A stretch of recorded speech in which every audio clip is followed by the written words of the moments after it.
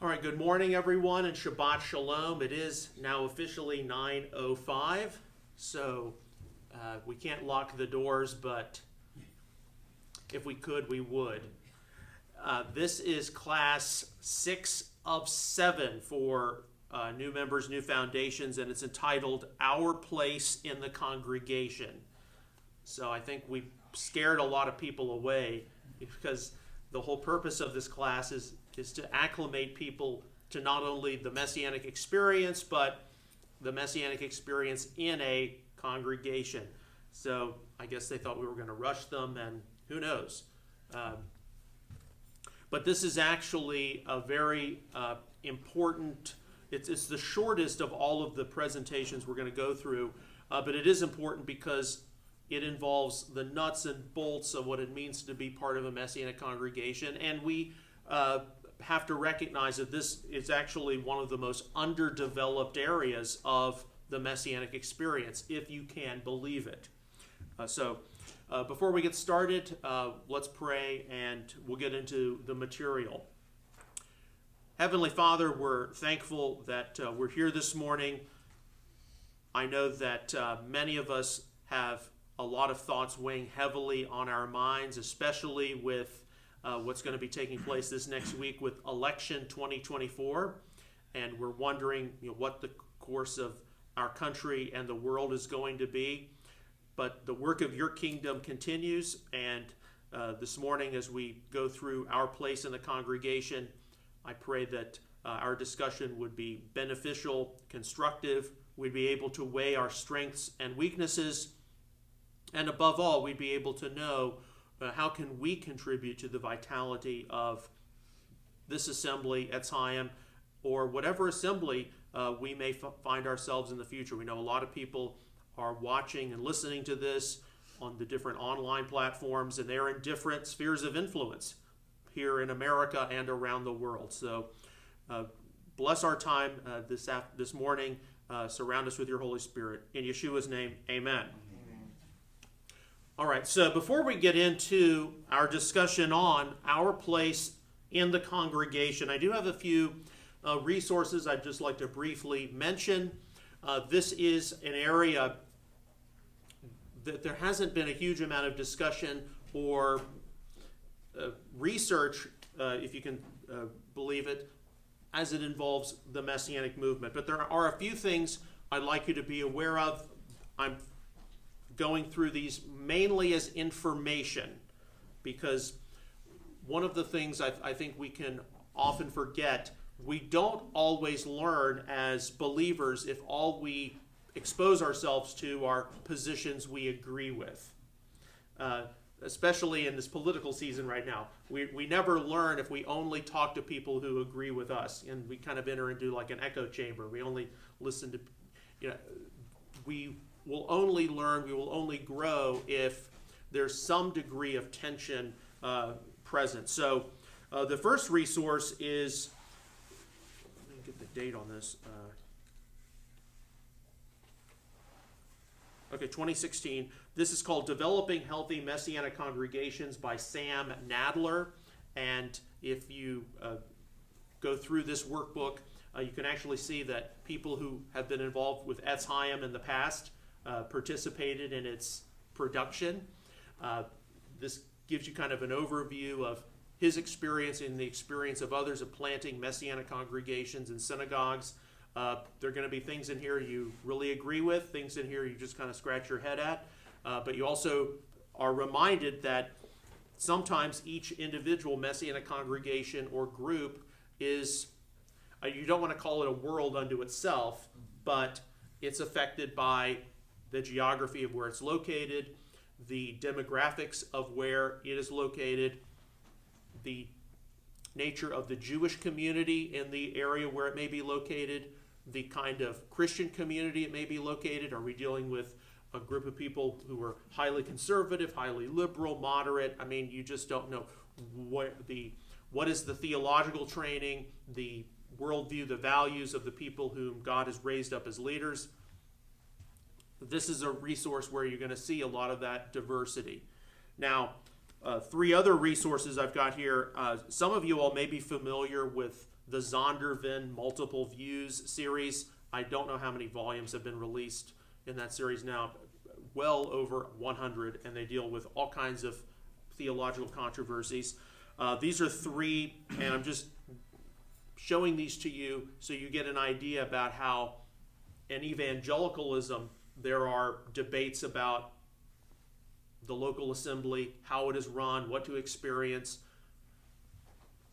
We are affected by these debates as Messianic people, whether we like it or not, because we do inherit some kind of a Christian theological tradition which affects us. The first one is entitled, Who Runs the Church? And there are a number of different models discussed here regarding the organization of the leadership of the local assembly, and they include Episcopalianism, Presbyterianism, single elder, or plural elder. And we're going to get into some of those things in just a moment, but what are some of the strengths and weaknesses of those different models of leadership structure? Another one, this is one we will doubtlessly explore in the Messianic experience, 6 views on exploring the worship spectrum.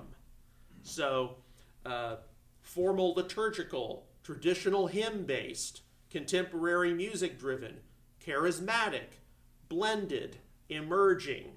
So this, if you want a challenging read, this is probably going to be it. You'll see these different perspectives, and you'll see how people engage with them.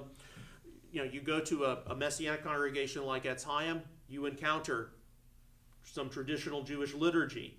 You encounter, we just experienced the Fall High Holiday, so we did have some what you may consider to be hymns sung. We definitely have some informal types of worship. We have a charismatic element to our worship. We have, one of the things that they did not list here, we do have this thing called dancing. We also have flags. On the record, I'm strongly opposed to flags. I can't tell you how many times I've been hit by flags. I think they're a safety hazard. And I think that if more tall people were to band together, we could get them totally prohibited. But exploring the worship spectrum, that does affect the Messianic experience, because we got liturgy, we've got Hebrew hymns. Do we have a worship style that's more traditional, that's more contemporary? We've got people who are charismatic. And then finally, and this does not exhaust all of the elements of our place in the congregation, but it does highlight another controversy out there, the volume 2 views on women in ministry. Because, you know, when you talk about the organizational structure of the local assembly, who is going to be in leadership, the issue of female leaders has affected both evangelicalism, it's affected the Messianic community. One of the major Messianic Jewish, I wouldn't say denominations, but groups within the past month has been seen to change its policies. It is now ordaining female rabbis.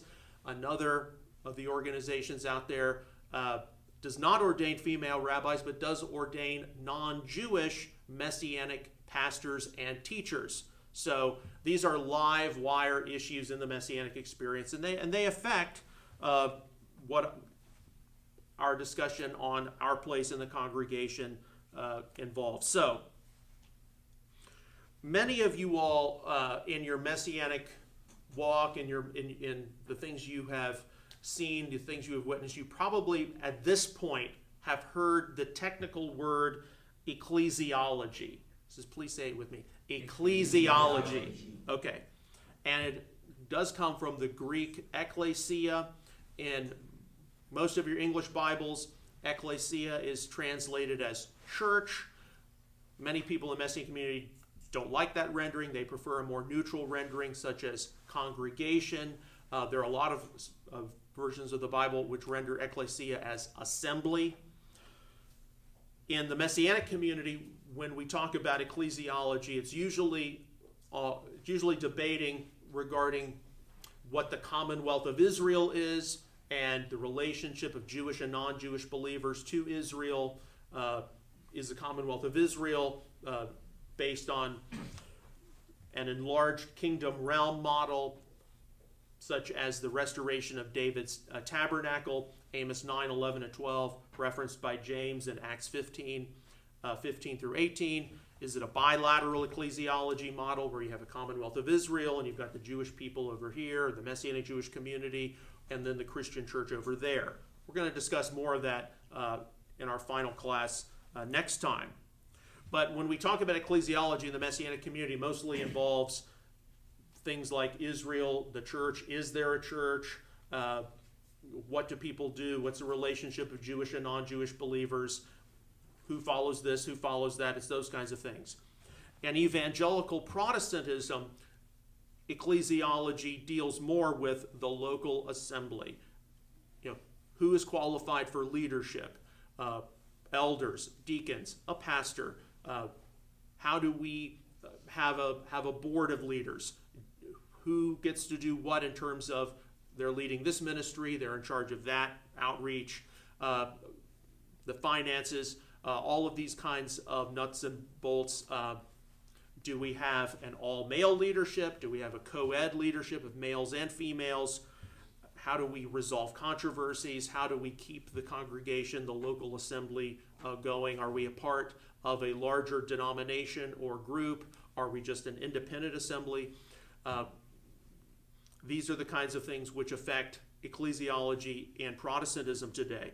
And as would be prompted by the fact that our congregation, Eitz Chaim, meets at Central Church here, this is a non-denominational church we're meeting at.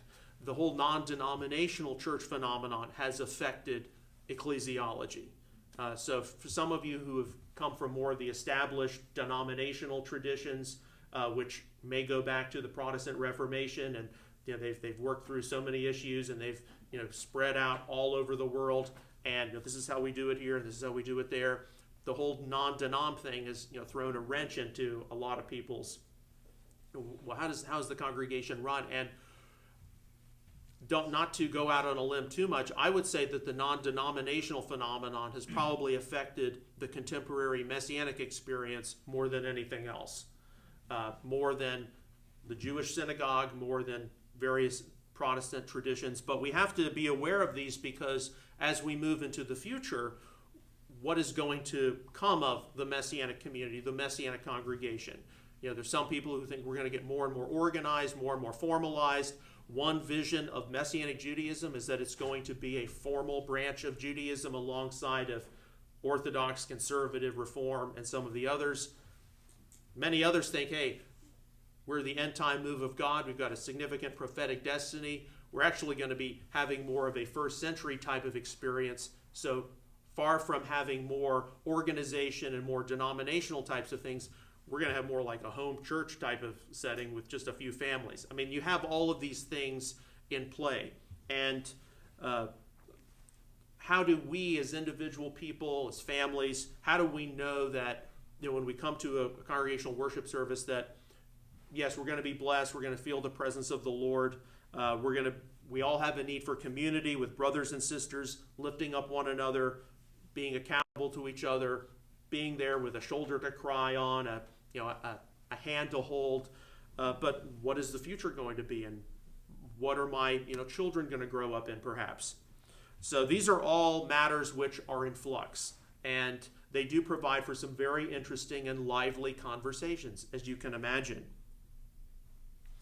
There is a diversity out there of Messianic congregations.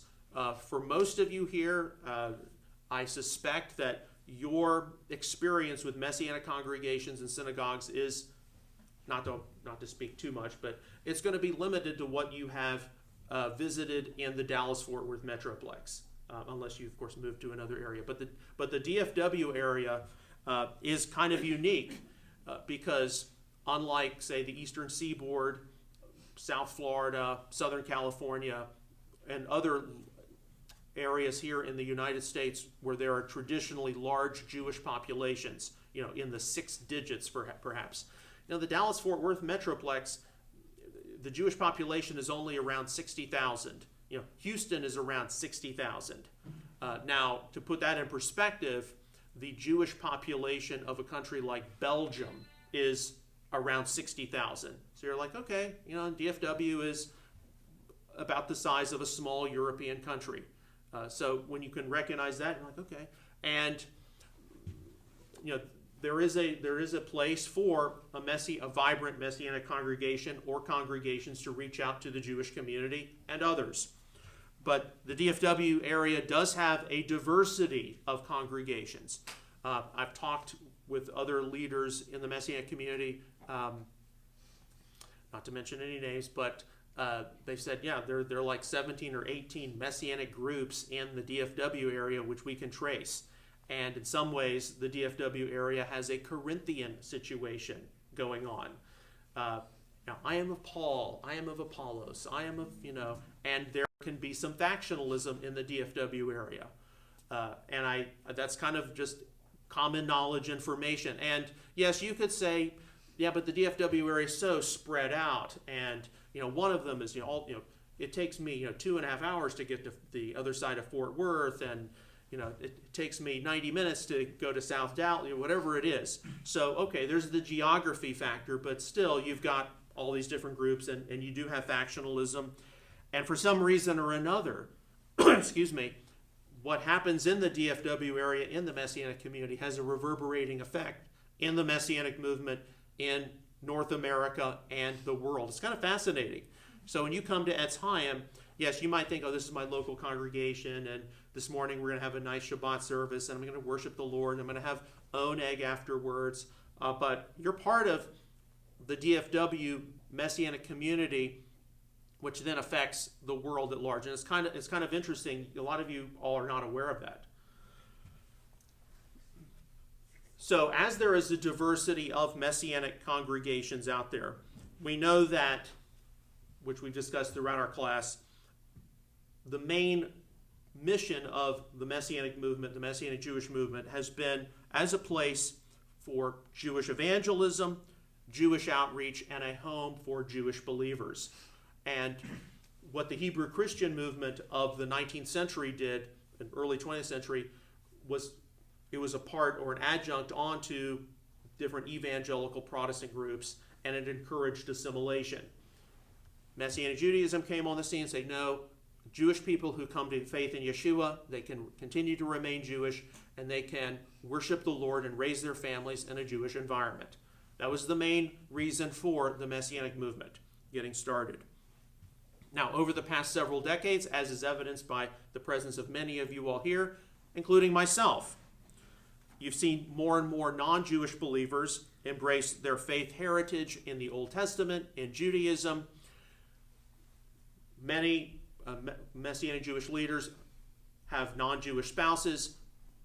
There are many families in the Messianic community which are intermarried, but then there are just non-Jewish believers who have a heart for Israel. They want to connect with the scriptures of Israel. They want to co-labor with Jewish believers in the restoration of Israel, and they now constitute the majority of people in the North American Messianic community.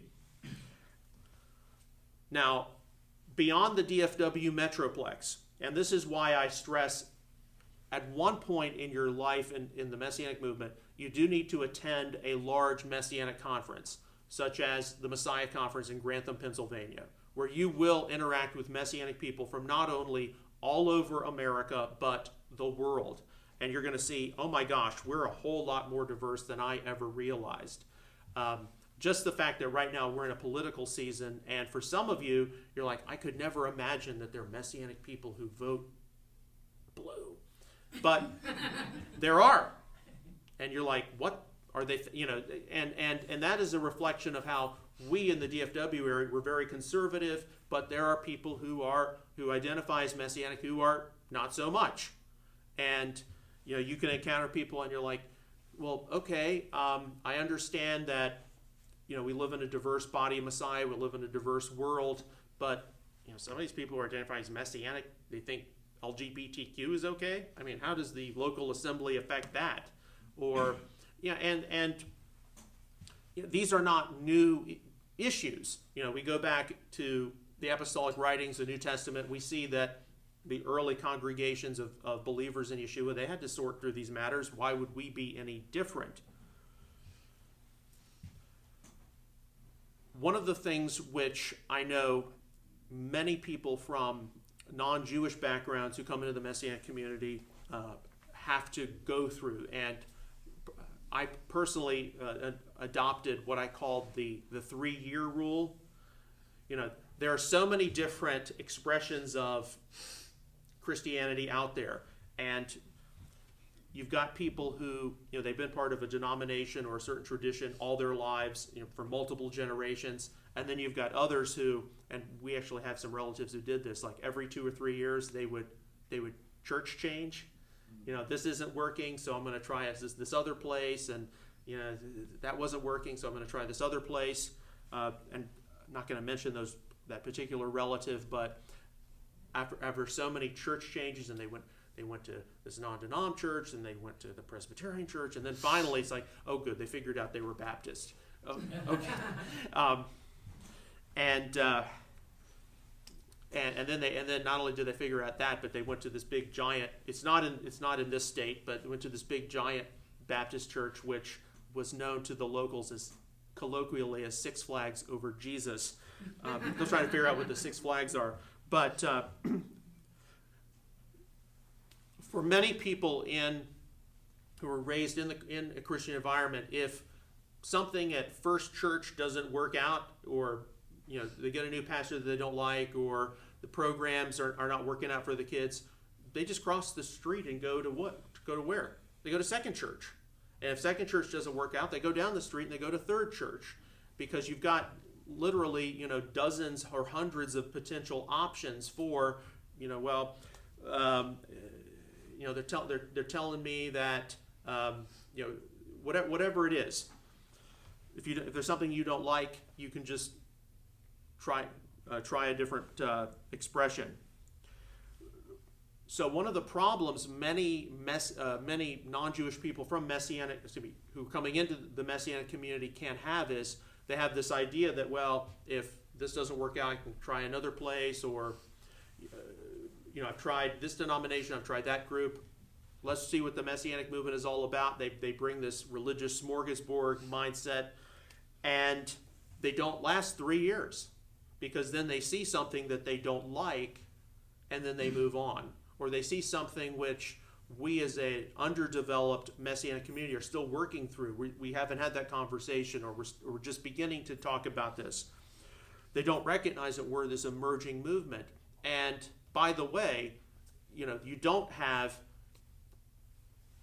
the second church option or the third church option. There's only one Messianic movement, and most geographic areas only have one Messianic congregation. So the DFW area in that way is unique. I don't know what that's going to do to your gas bill, but you have other options. But you can't bring a Christian church expectation to a Messianic congregation. You've got elements from the Jewish synagogue. You've got elements from knowing that this is a movement that has a very distinct mission for the last day scenario. We are trying to do the best we can with the limited time and resources we've got, and there are conversations about theology and God and the expanse of the good news and different matters which are still in process.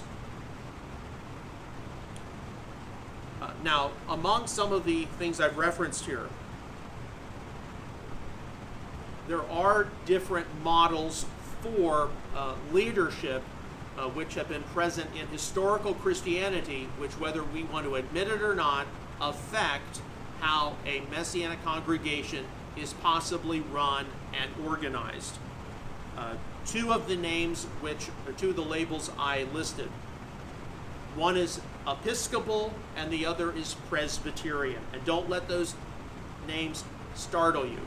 The term Episcopal comes from the Greek episkopos, which is usually translated as either bishop or overseer in your English Bible.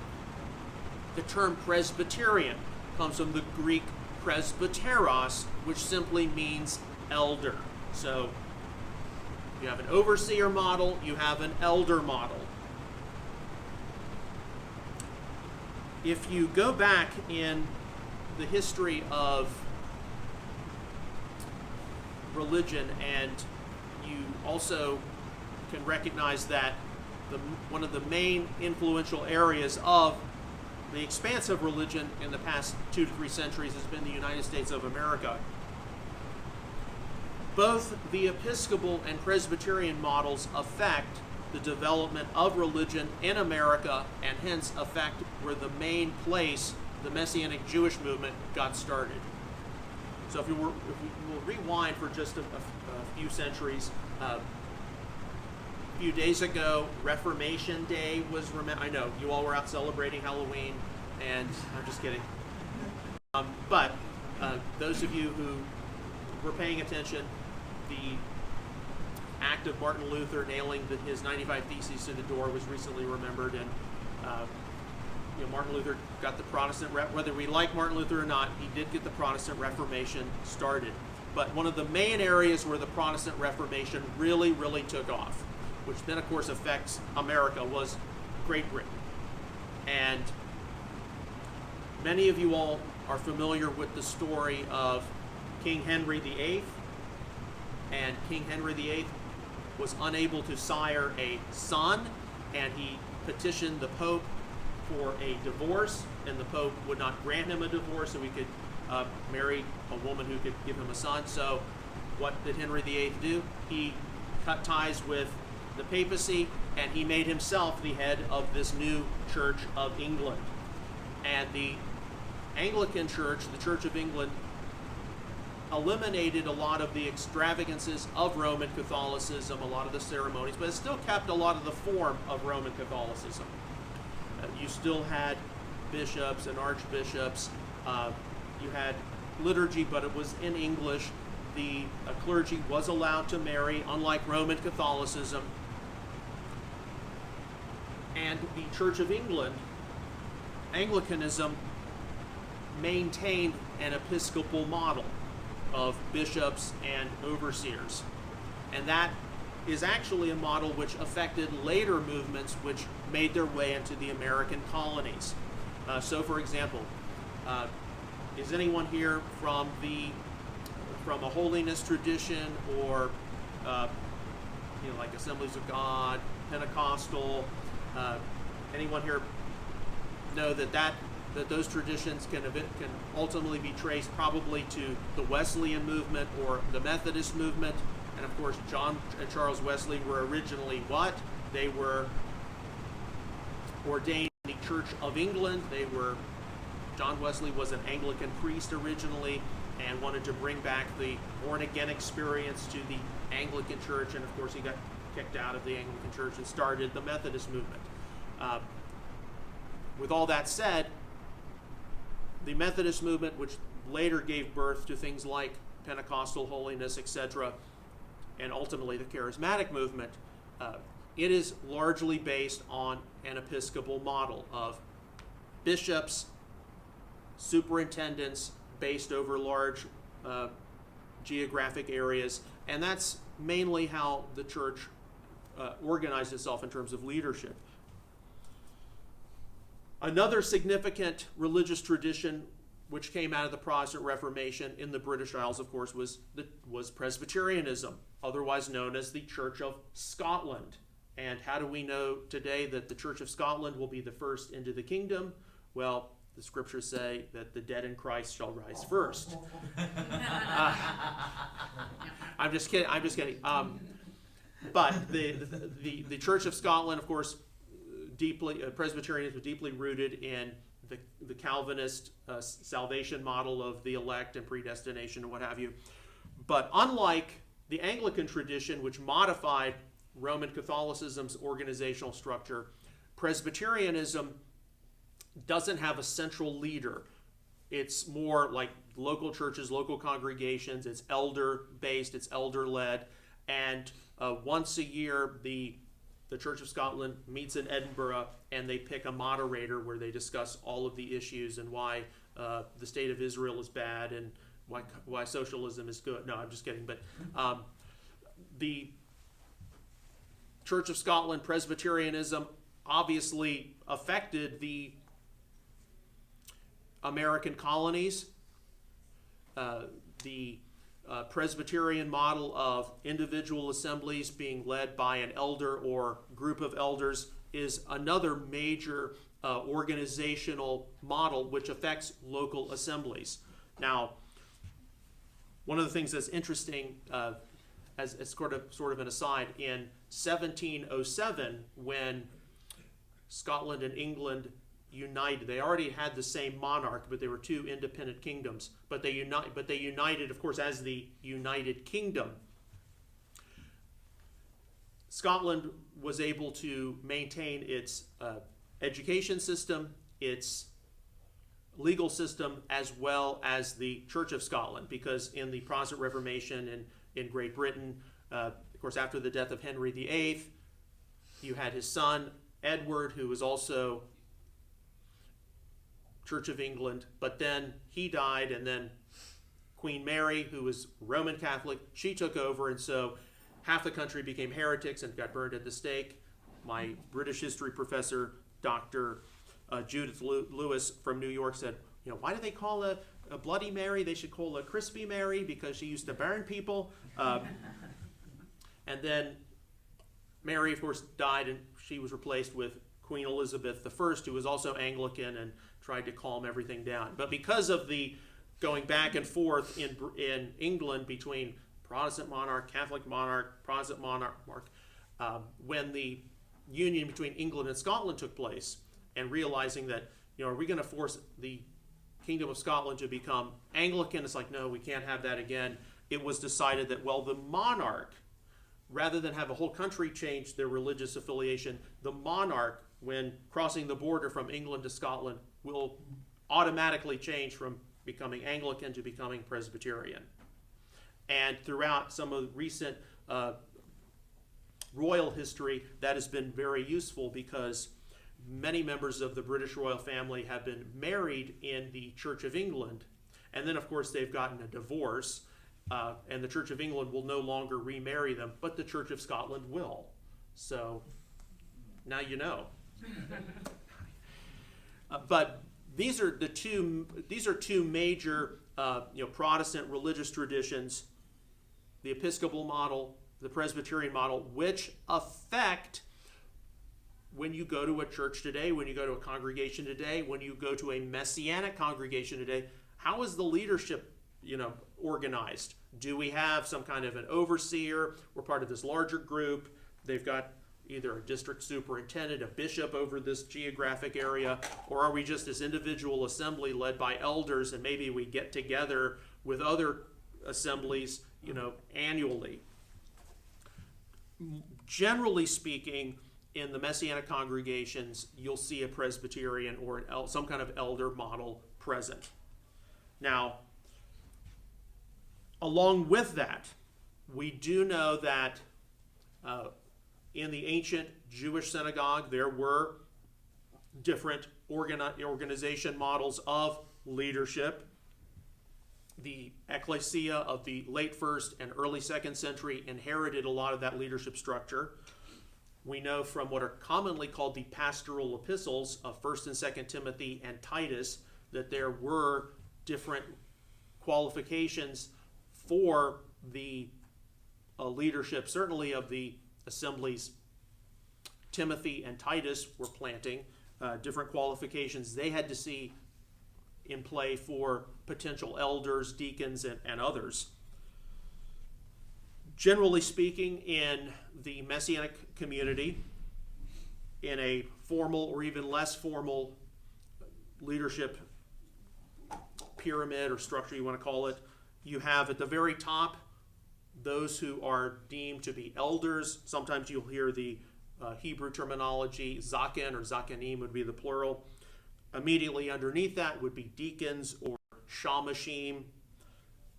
Beyond that, you would see different ministry leaders, people who are overseeing things like evangelism, people who might be overseeing the child's ministry, the education ministry, even something as the meals served at Oneg. And they would answer to the elders and the deacons. congregation like Eitz Chaim does have appointed elders, appointed deacons. Usually those who are serving as elders now were once serving as deacons. And then you have different other ministry leaders who will answer to the Eitz Chaim board. Now, along with Eitz Chaim, David Schiller is the main senior elder at the congregation. He's one of the major founders of the congregation going back to 2004, as the one who is the main person who is on the paperwork with the state of Texas. The buck stops with him. But we do know that as the vision he has crafted, as Eitz Chaim is a volunteer-based congregation, there are many places to serve. And along with that, while he is the main teacher of the congregation, you probably have noticed that Eitz Chaim has a wide number of guest speakers. And now some of that is, we're part of the wider Messianic movement. We've got different guests, different ministry people who come through. A lot of those guests are from out of town. Some of those guest speakers are from the congregation itself or from the local area. Eitz Chaim does encourage participation from all of you. You may not know what role you can serve in. That'll just come as you make it past the 3-year mark.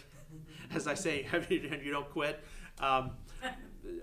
That's not going to happen to any of you. I know that.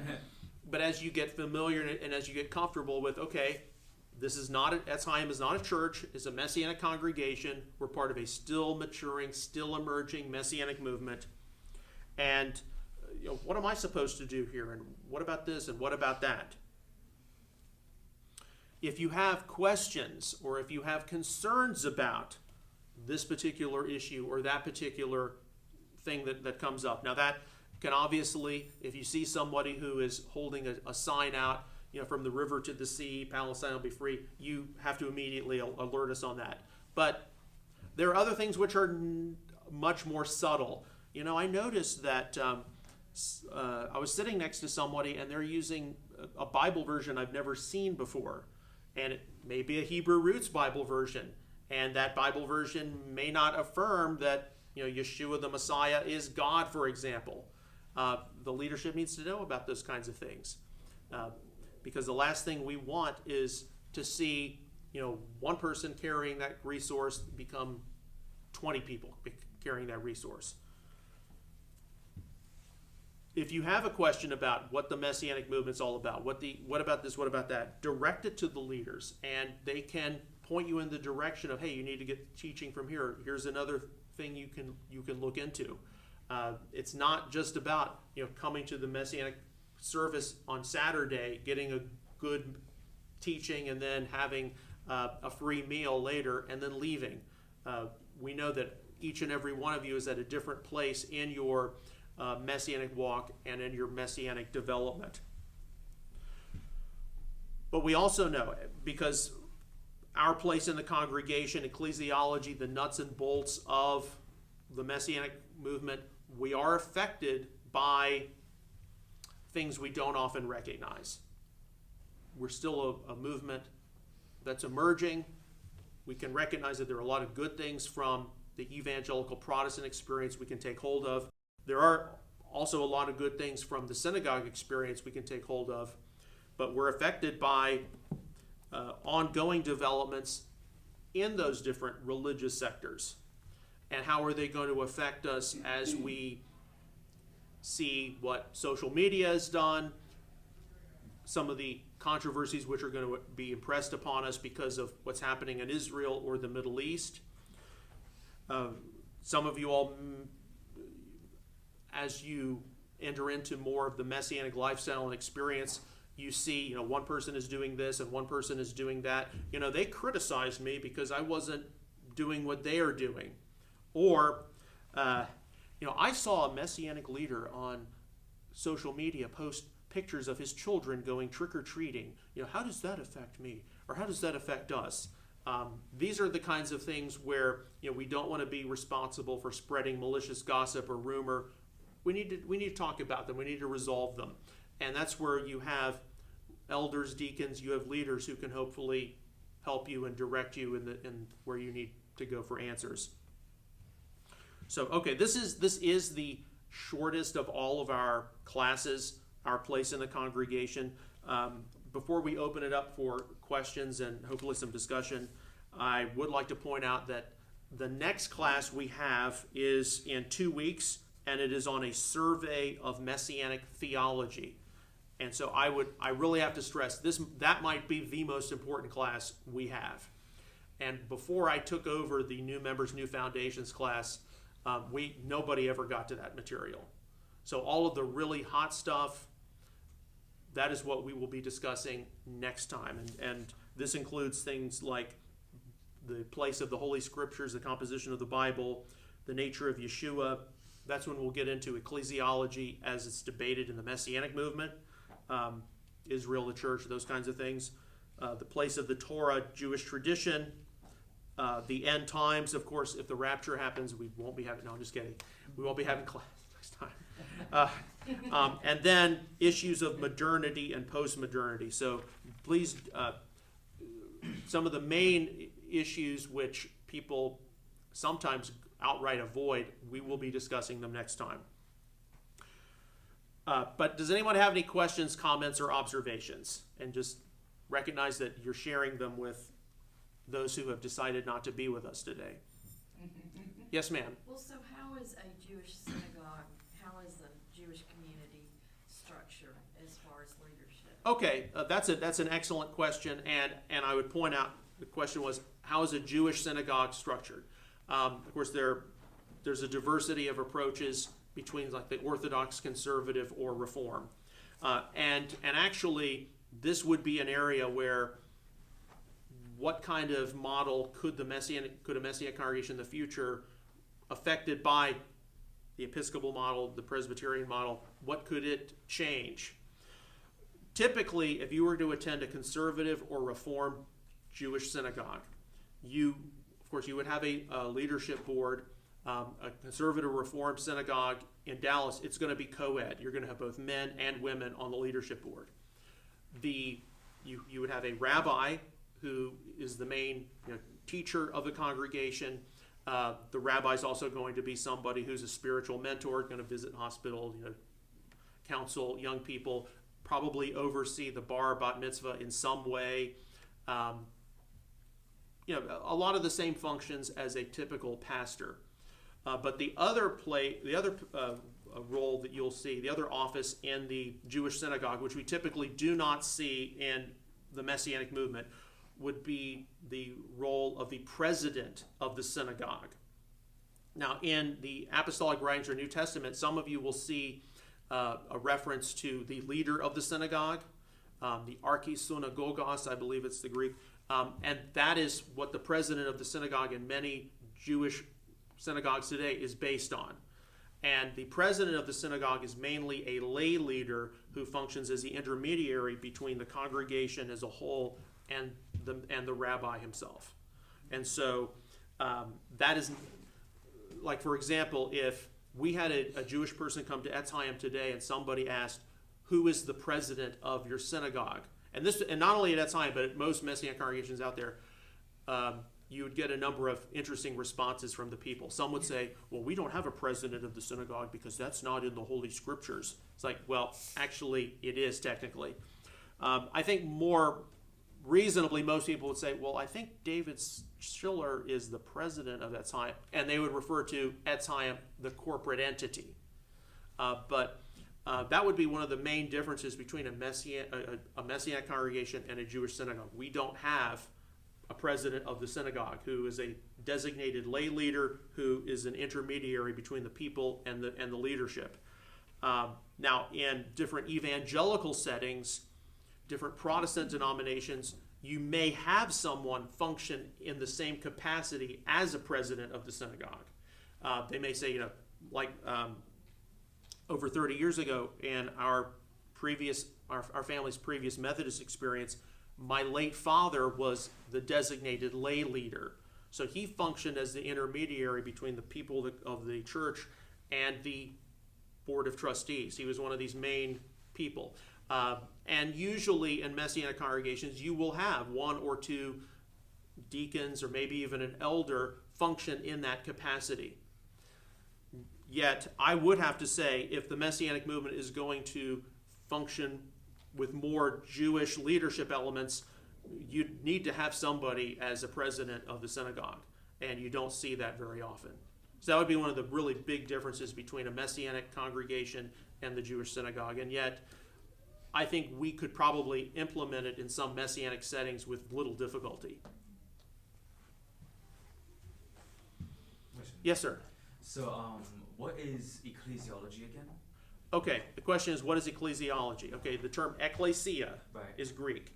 And actually, in the Septuagint, or the Greek translation of the Hebrew Bible, frequently renders the Hebrew kahal, which throughout the Hebrew Bible, you'll see kahal Yisrael, the assembly or the congregation of Israel.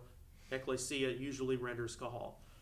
And ecclesiology, as we will discuss next time, in the Messianic community mainly involves the study of God's elect, Israel, the church, commonwealth of it's the people of God. In an evangelical Protestant setting, ecclesiology deals, because it's the study of the assembly, it's a study of the quote-unquote church. It deals more with the nuts and the bolts of how the local assembly operates. So, why is the Kohelet called Ecclesiastes? Okay, Kohelet. That's the book of Ecclesiastes.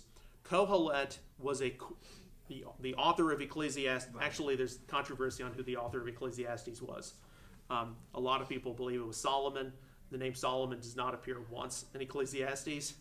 But the agreed upon author of Ecclesiastes is Kohelet.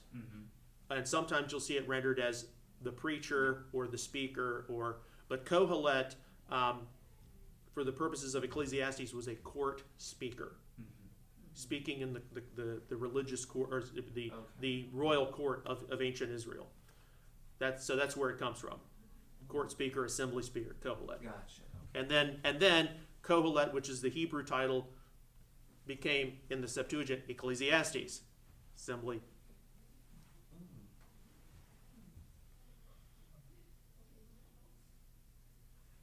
Yes.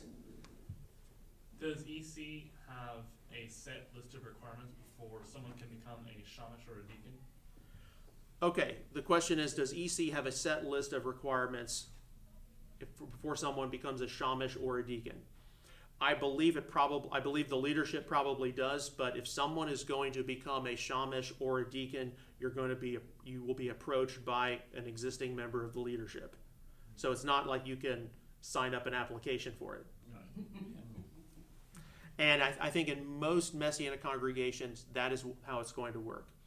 And even in most Jewish synagogues and even Christian churches, that's going to how it works. So if you're a vibrant, active member of the assembly and the leadership sees that you are already serving at some kind of other ministry capacity, you're involved in some food bank, or you are, you're helping with the evangelistic outreach, whatever it is. They see that you're active, they see that you're participating, they're going to take notice of you, and then you're probably going to be in the process of being groomed to then be asked, okay, would you consider being in the leadership?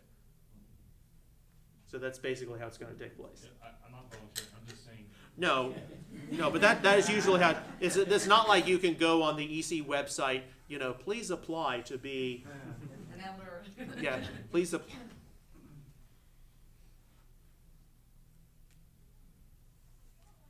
Can you say who the elders and the deacons are? All right, so the question is, who are the elders and the deacons at Chaim? All right, so those who are, there are three elders at Chaim. There is, of course, David Schiller, who is the senior elder and founder of Chaim. There is Dan Boren. Everyone knows who Dan is. He is the other elder. And then there is my stepfather, Mark Huey, who he's the one who looks like Sean Connery now. So he's the elder. And then you have various deacons who they include, but are not limited to, I'm going entirely on memory here. You've got Scott English. You mainly will see him with the AV people in the back. You've got Douglas Santos. You've got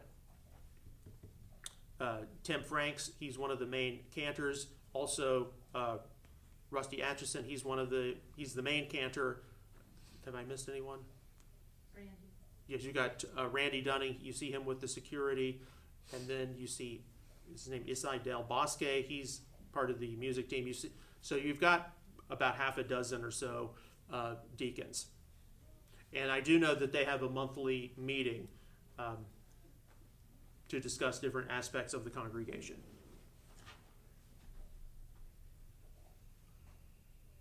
All right. So speak now, or forever hold your peace.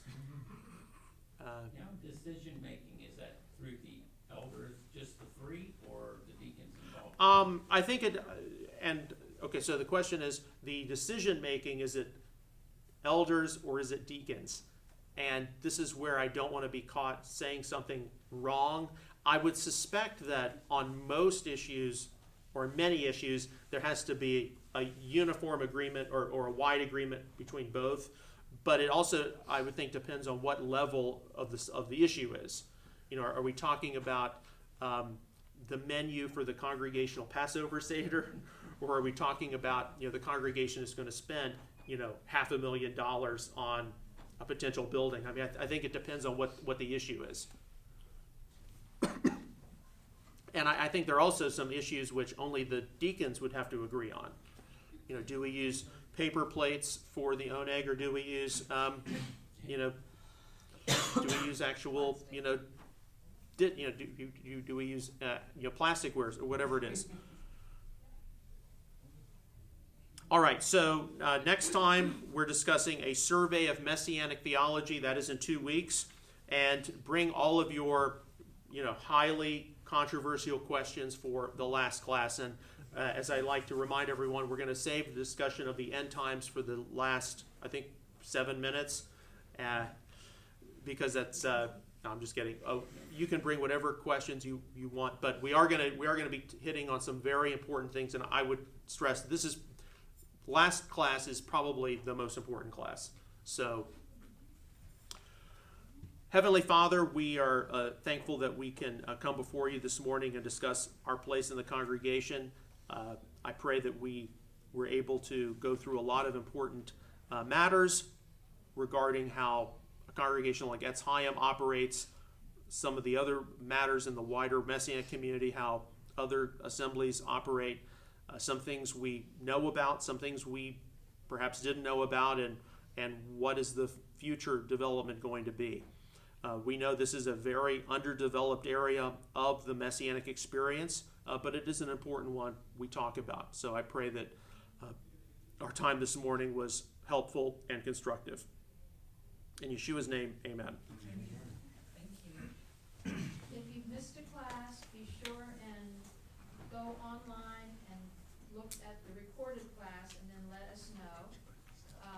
Next week, we're not going to be here.